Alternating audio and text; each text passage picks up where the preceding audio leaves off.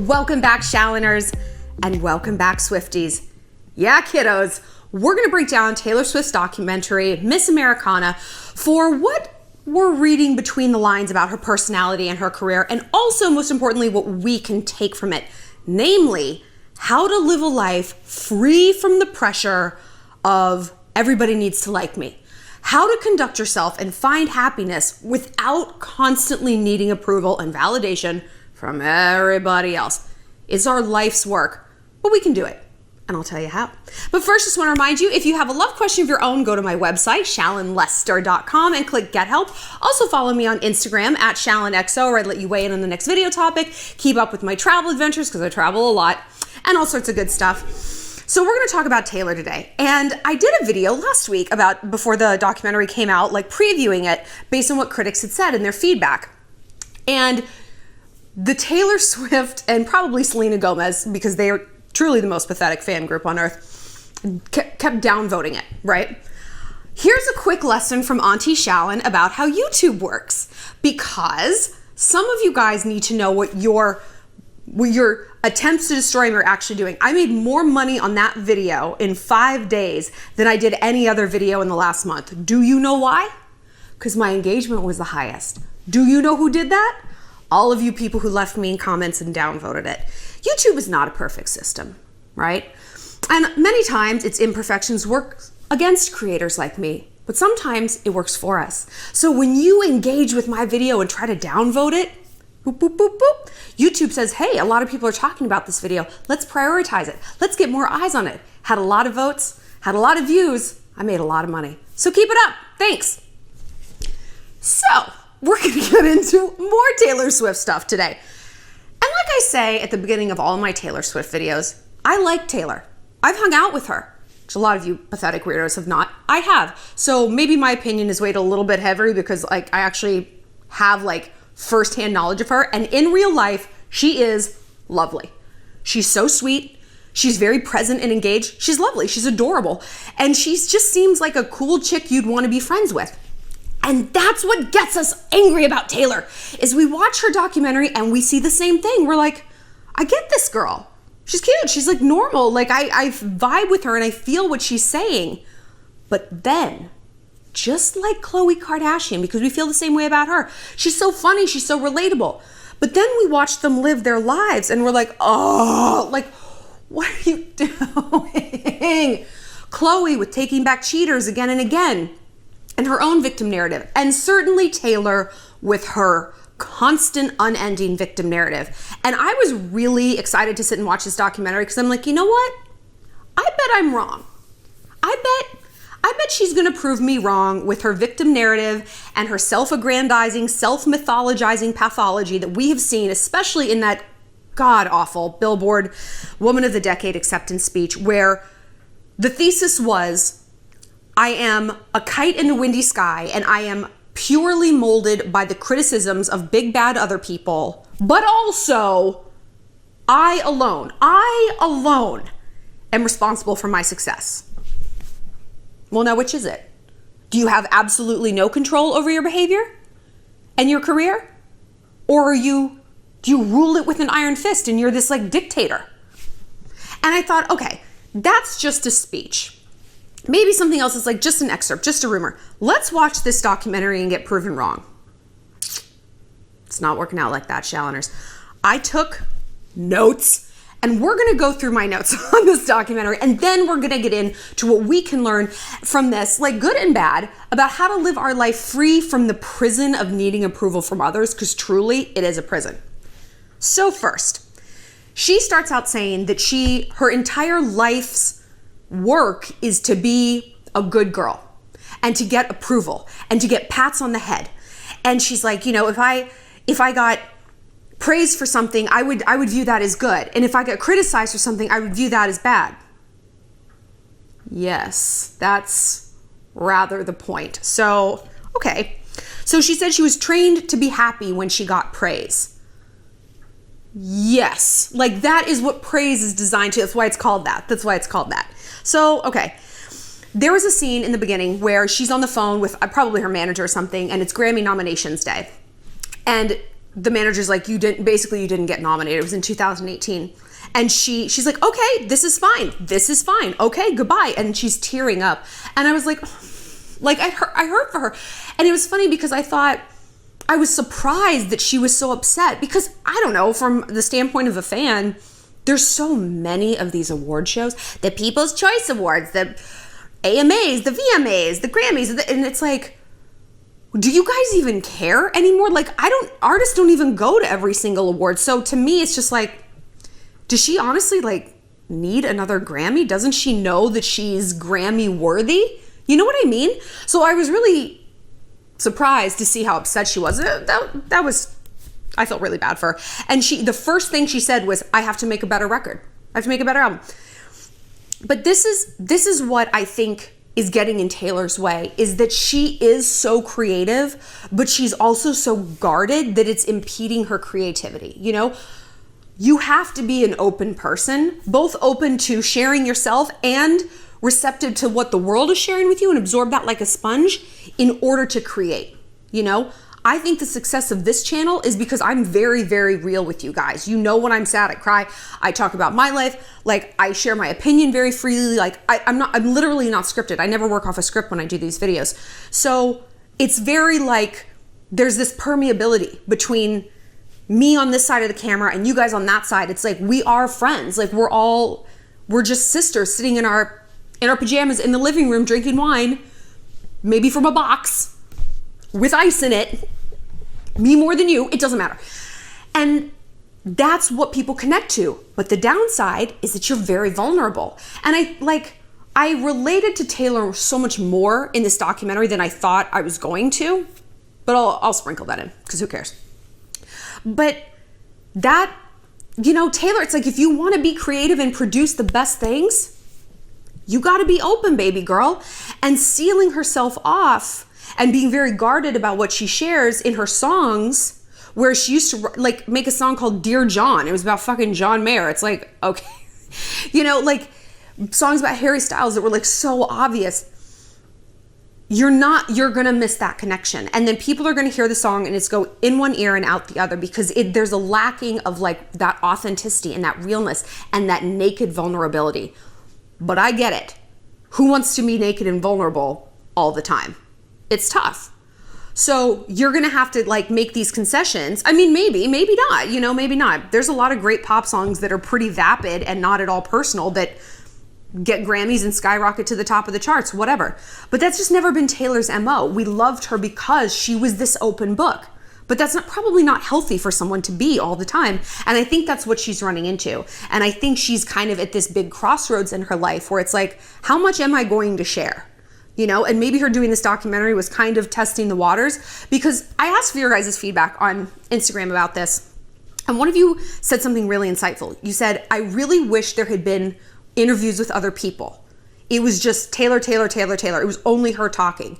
And someone was like, well, of course it was her documentary. It's like, well, yes, no shit. Like, I didn't want to hear about like the gardeners gardening, you know, theories. I wanted to hear other people's points of view on her, because we all think that we know ourselves, right? Like, we have, this is a psychological thing. Like, you have your self-perception and then you have reality. They're two circles. And ideally, those two circles completely overlap and they just look like one circle. More likely, it's like a Venn diagram, you know? But for some people, they're here and here. Who they think they are and how the world actually sees them do not relate at all. And that's why we need other people in our life. That's why we need friends, coworkers, family to be like, actually, you are not the magical storyteller you think you are. Thank you. Please sit down. Get away from the piano. Don't start. And so it would have been good to hear from other people to describe Taylor. Also, it would have helped in terms of praise for her, because you take a compliment about someone more seriously when it doesn't come from the person themselves. You know, it's like, I'm a great singer. Shut up. Shallon's a great singer. Oh, is she? I'm all right. I can sing about as well as Taylor Swift. She's good in a very narrow range, but like listening to this at some points, I was like, oh, that's not the note. I'm not saying I could hit the note, but I'm a YouTuber. I'm not a singer. And I will never, ever sing. I will never sing for you guys. Don't worry. So I wish there had been more input from other people. But again, this comes back to Taylor's need to control the narrative, right? The guardedness. She can't just have people interviewed. What might they say? What conclusions might people draw from that? What if the media took that as a headline and ran with it? Blah, blah, blah, blah, blah, blah. But if you're going to do a documentary, if you're going to throw open your life, my theory is like really open it up. But then again, it's not my life. I'm asking someone to, it's not my life. So here's some things that she said. She said, without me writing my own songs, I wouldn't be here. Because she was talking about she was saying that everyone in the music industry has a niche, a thing that they're really, really good at. And she said, for me, it's storytelling. Without me writing my own songs, I wouldn't be here. And I'm like, yeah, that's true. Her niche is storytelling. And I feel like she's kind of gotten away from it. But again, this calls to mind what we keep saying about her, is that it's she alone is responsible for her success and nobody else. Nobody else, right? Like, it comes down to you. It comes down to not another single person. Okay.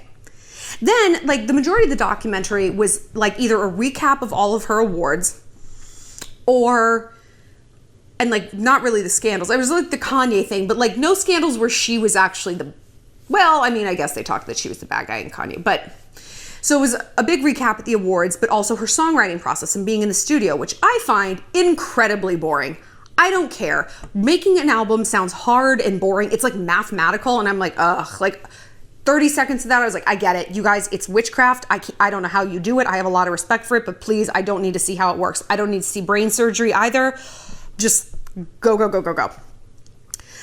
But one thing stood out to me when she won, I think it was Album of the Year, a Grammy. And she was in like the orange, of course I only remember the outfits. She was in like the orange like bandeau and then the pink skirt. And she said, she was up there and she gets the award and she walks on stage with Jack Antonoff, who used to date Lena Dunham. I mean, that boy deserves an award for putting up with fucking disgusting trash person Lena Dunham. Do you know why I think Lena's a trash person? I'll tell you. She wrote an essay about abortion rights or something, and she said, I've never had an abortion. I am unblemished in that category. Unblemished? You think women who made choices about their own body are blemished? You fucking toad. Are you out of your mind? Sit down. She is awful. She acts like she's a friend to women and she isn't. Do you remember when like the showrunner or something, that guy Murray was accused of like date rape and she's like, he didn't do it. Like had not talked to the girl, like nothing. She knew nothing. She's like, no, that girl's lying. She is the worst. I do like the sound of her voice. She has a sort of a voice that's sort of melodic. Anyway. So Taylor's walking on stage with Jack Antonoff, and there's this narration, and she's talking about how this is all she had thought about for so long, is winning this award, Album of the Year, Grammy Album of the Year. And then she was there and it was kind of like, now what? She's like, I was looking around on this mountaintop, and she said, I didn't have a partner who climbed it with me, who I could high five. I didn't have anyone I could talk to. Jack Antonoff is the person who climbed that mountain with you. Did you forget about him? He was your producer. You guys, if you're not familiar with the movie or the music industry, you might not know, like, producer, like, what does that mean? It means a lot. It's like if you're talking about food, a chef is the person who cooks the food, but the person who made up the recipe would be the producer. You know what I mean? So they're both very important, but one can't happen without the other. And for her to say something like that, like, I don't know, there's nobody who I did this with. Nobody. Not this guy standing literally next to me on stage because he's getting the award too because he produced the album. No, I can't think of a single person. Really, girl? Really? That's interesting. I didn't have anyone who I could talk to. And again, like, she made it sound like I didn't have anyone who I could talk to about success because no one was as successful as I am. That's the other half of that sentence. Who could understand the level of success I'm at because no one else is up here with me? Because I'm at the top and I'm just kind of looking down at everyone else. Maybe she meant that, maybe not, but it kind of read that way. And it just seemed very obtuse. Like, there's a lot of people who go into making a record. A lot. You could high five your parents, your brother, your friends. But she talks about friends. She said that she's like, it just kind of feels like I should have someone that I could call right now, implying that she doesn't have any friends, okay? And then the next sequence, she says, I need to prioritize what's important, and that's family and friends. And she's having dinner with her friend, like her high school friend, Abigail. So it's like, okay, well, are you alone or do you have friends and they're your priority? You see what I mean? It just kind of like runs over and over. And you're just like, what? And, you know, I get if she really did legitimately only have like back home friends who like, you know, worked at Baskin Robbins. I don't know. They can't relate to your weird problems. But this was at the height of her squad. So all of her friends were famous. They understand what your life is like. Obviously not specifically and literally, but they kind of get it. And for the longest time, like I was really on board with her idea when she was talking about this, because I'm like, I get it. Like, given what I do now, this YouTube stuff, like I'm very isolated and lonely too. Like, I don't know any other YouTubers. So the problems I have are weird. And my friends, like, they try to relate, but they can't, you know, and they're like, just don't let it bother you. And I'm like, what? You know, and vice versa. And I'm like, why don't you just leave work early? And they're like, I can't, I work here. And I'm like, gross, you know? So, but if I had all other famous, like, not like I'm, but like YouTube friends, I wouldn't, it was just so strange. So, and then she says that she basically lives and dies for public opinion. But again, she doesn't seem to understand that, first of all, that is the nature of celebrity, right? Every celebrity, to a degree, lives and dies by public opinion. Maybe they have just this iron core of self-esteem that a bad review, a bad tweet, a bad trending hashtag rolls off their back. Spoiler alert, no one's like that. Everyone's a human being. Everyone gets hurt. What hurts you hurts a celebrity. I've got news for you. And it's like, Taylor, yes, like, that's how celebrities are. And also, like, everyone lives and dies by that public opinion in your sphere, because public opinion sells records. Public opinion votes on awards. It's like, you're not special. This is not yours. You're special like me. Like, you're special in your own way. Your mom thinks you're special. You know what I mean? But like, what you're experiencing now is not unique. It's not unique. This is the nature of fame. And it's so strange that after 13 years in the spotlight, she's kind of like just getting this. Like, and again, her friends have historically all been famous people. So what did you guys talk about? Because I feel like Karlie Kloss, the Victoria's Secret chicks, like that trash cow Lena Dunham, like, they have gone through these things as well.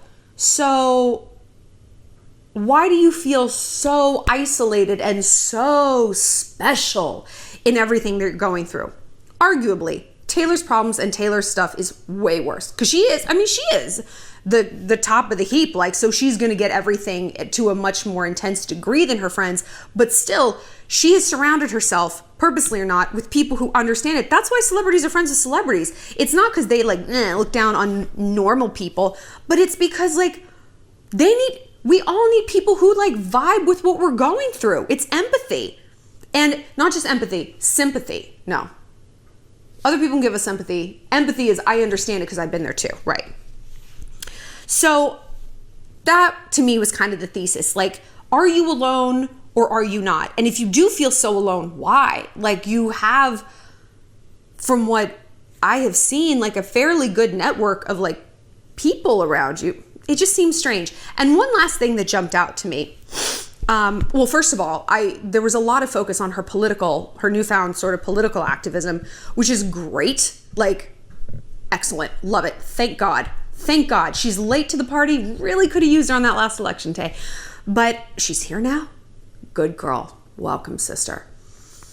But one thing that jumped out to me is when she was recording, what's that song?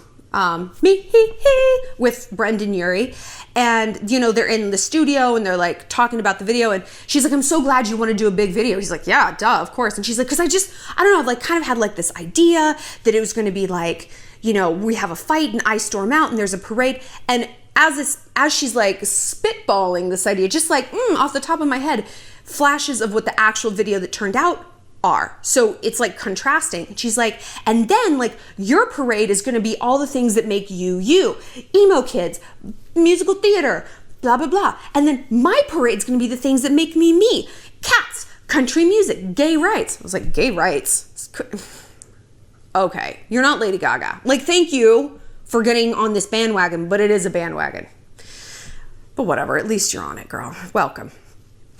And it just struck me as funny how this seemed to be just like a brainstorm. It was like, yeah, like let's talk about it. And she seemed to imply that they could talk about the concept of the video more. But as they were flashing up pictures of the video, it was obvious that that video turned out exactly how Taylor described it in that moment. Exactly. Brendan did not have input. And if he did, his contribution was complete capitulation. It was word for word what Taylor described, just off the cuff. That's how it went. So it was very calculated. This was not like, oh gee, I don't know, I had like a NyQuil fever dream and No, she had thought about it and she was pitching it to him as though it wasn't already a completely done deal, a completely foregone conclusion. And actually, bro, your input, not super needed. So why did I bring this up? What does that have to do with anything? Because again, it goes back to, are you alone or are you a dictator? Have you been like abandoned by life and you don't have any friends? Or are you like ruling this throne with an iron fist? You know, if you don't actually want to collaborate with people because it's your world and everyone's just living in it. And that's what I've heard about Taylor many, many, many times with her friend group. It's like, she is a girl's girl, but it is her squad. She is the queen bee. There's no, hey, maybe we should go to sushi instead of Mexican. She wants Mexican, that's where y'all are going. It's not, hey, let's wear a different color. Nope, she says you're all wearing black on the red carpet, that's what's happening. Like, it is her world. So when people act like that, when they're essentially control freaks, what do they feel like? Martyrs. Oh, I'm nailing myself to the cross. How do we know this? Moms. Moms are control freaks. Moms are also martyrs. Why? Because they have to be, right? They got to control a chaotic household. And then they're like, no, I'm Santa Maria nailing myself to the cross. No. Because you feel alone when you're controlling everything because you're like, nobody's helping me. That's because you won't let anyone help you, girl. That's why this is happening. So, like, on one hand, the secret to her success is that she has been very like controlling over her career and her vision and her songwriting, for sure. But then it's like, but Taylor, you cannot act like you got here all on your own, girl. You didn't. No man is an island, you know? You just can't reach the level you're at by yourself. It simply doesn't work that way. It just doesn't. Not even the Kennedys can say that, you know, like, and they have like their own money, their own path. It's like they still have help from other people. Well, you know all about the Kennedys, don't you, girl? Oh, man. I feel like Connor's the one that got away for her. I like them together. We won't go into Connor because I know some things. So that's my assessment of the Taylor Swift documentary. Overall, like, she's cute. And I was thinking, like, if I didn't know who she was, if she was like a Guatemalan pop star that I'd never heard of, I'd be like, she seems chill. She seems great. Whatever. But she doesn't happen in a vacuum. We do know a lot about her. And this documentary dispelled, I think, a lot of like myths about her that, you know, she's like vapid or uncaring or I don't know, whatever bad things people say about her. The only bad thing I hear about her is the victim narrative kind of thing, you know, but other than that, like I said, she's lovely. She's lovely. And so I personally, my wish for Taylor Swift is to loosen the reins, but also tighten them. You know, loosen the reins where you allow people to be credited for helping you, or to be let inside your life and loosen the reins of your own vulnerability, which that's easy to say as someone who hasn't been stalked. Well, no, that's not true. No, I had a stalker last year. And it's funny, she was talking about her stalker briefly with Brendan Urie. They were talking about stalkers, and she's like, yeah, I had a guy break into my apartment a few months ago and sleep in my bed. She's like, did not enjoy that. I would have sold the house. I would have burned that house to the ground. You could never go back. And I don't speak of my stalker in quite those casual terms. I'm not as resilient as Taylor. I speak of my stalker in terms of murder. Come to my house. Let's do it. Let's settle this like it's the fucking Wild West. Come on. Come on. Come on. You don't know what I got in my closet, do you? Anyway, let's talk about what we came here to talk about. Ourselves, right? How can we live a life free from this oppressive mantle of always needing approval? Always needing approval. Well, it's twofold, right? I believe in worst case scenarios in a big way.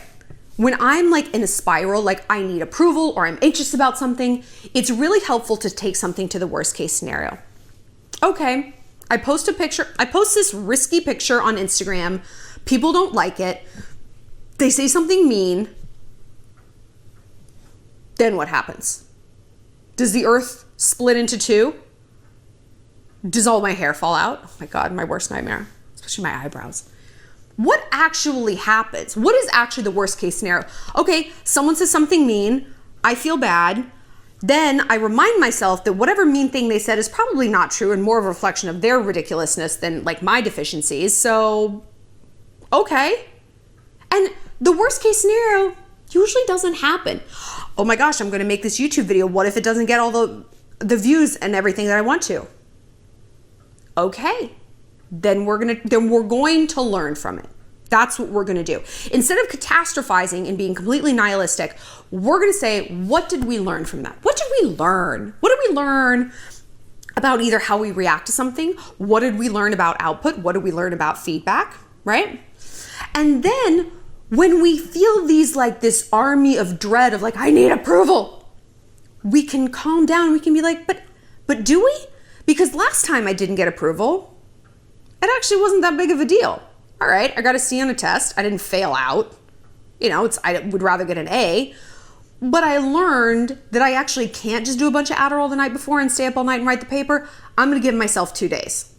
Okay, now we've learned. It's also important to go to the root of where this is coming from, where this need for approval is coming from. Because so much of the time we say it's coming from my parents, right? It's coming from the people at my school. How much are they actually telling you that though? Like really, break it down into minutes. How many minutes a day do you hear the message that you are telling yourself 23 and a half hours a day, right? Constantly echoing through your brain. You are the one doing this. I mean, maybe some people said it at one point. Maybe they implied it. Maybe they said it flat out. Maybe they wrote it in the sky. You're the one who was like, oh, thanks, I'll take it from here. And you put it in your brain, and now it's a machine that goes of itself. So when you can get back to being like, actually my mom said that when I was like 4, that I need to be behaved because I was at a Waffle House and I was standing on the table. But she doesn't say that to me now. And she should have said that to me then. I should get that message, but I shouldn't run away with it, right? Just being aware of where this is coming from gives you mastery over these thoughts so that you can stop them in their tracks, reframe them into something positive, and move forward in a more positive direction, right? And then the third thing you have to do in order to break free of this like approval cycle, you gotta approve of yourself. You gotta approve of yourself. And this is what struck me as strange about Taylor Swift, because she's like, I need people to like me. I need people to like me. But I always got the sense that she did like herself a lot, that she had very good self-esteem, that she was confident about her songwriting, about her musical skills, about her business skills, about her ability to be a friend and a good daughter. And I'm like, what? I think you're likable. Like, why don't you like yourself more than you do? And again, maybe she does, and maybe this is part of the victim narrative for manipulation. I don't know. But what we have to do is we do have to like ourselves. And I know what you're thinking. Well, how can I like myself if people don't approve of what I'm doing? Like, you know, this is the loop. You got to stop that loop. You got to stop that loop. How we like ourselves is to create a list that I mean literally a list we can write down of our traits, our virtues, our accomplishments, the things we have overcome, and our goals. And we do that by setting all of those things as priorities. Yeah, I need approval. I need approval. Start doing things you approve of. Okay? Shallon, like you need to pump out all this YouTube content. You need to do a video every single day. You need to do a video every single day. Okay, well, I'm not doing a video today. Do you know why? Because I'm going to the gym. I'm going to the soup kitchen and volunteering. I'm helping my friend move. I'm calling my mom. I'm playing with some dogs. That's a day of things that I personally approve of. So then if somebody on the internet's like, I don't approve of what you're doing, I was like, well, fuck you. I approved of my day. I'm happy with my day. And guess which one of us has to live inside my day? Me. So I gotta like it. I have to like me more than anyone else on planet Earth has to like me. More than my mom has to like me. Because my mom isn't with me 24 hours a day. She was for 9 months, but that's about when that ended. From there on out, I gotta look out for number one. Because if I don't, I'm going to be like how Taylor sort of describes herself as like this kite in the windy sky, battered around by public opinion. And it's tough. It's tough for her. I taste just a teeny bit, like a drop in an ocean compared to what she does. And I hope I'm never that famous. I mean, I probably will be. You guys love me. We're so smart here at the Shallontrage, right? We're going to take over the world. We're starting an army and a cult and a church and some sort of compound just for girls where we can grow old like non-sexual lesbians together and hire really hot farmhands and pool boys and caretakers and things like that. We're going to work on it.